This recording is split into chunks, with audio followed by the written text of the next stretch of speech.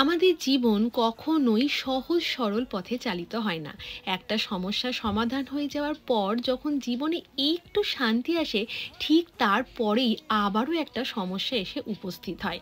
আর সেই সমস্যার মুখোমুখি হতে আমরা আবারও ভয় পাই। দিনটা ছিল ৩রা নভেম্বর। সবেমাত্র আমি বাড়ি ফিরেছি আর মেয়ে খেলা করছিল।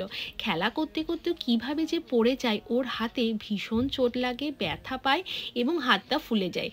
সেই রাতটুকু ওকে ওষুধ আর বরফ দিয়ে রাখা হয়। পরের দিন সকালবেলায় মানে ৪ঠা নভেম্বর, যেদিন আমার এনুমেরেশন ফর্ম বিলি করার দিন, সেদিন ওকে ডক্টরের কাছে নিয়ে যাওয়া হয় এবং হাতটার প্লাস্টার করা হয়।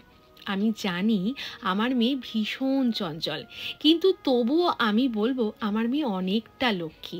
বাড়ির সবার কাছে থেকে আমাকে যে ও ছেড়েছে ফর্মটা বিলি করার জন্য, এতেই আমি ভীষণ নিজেকে লাকি মনে করি।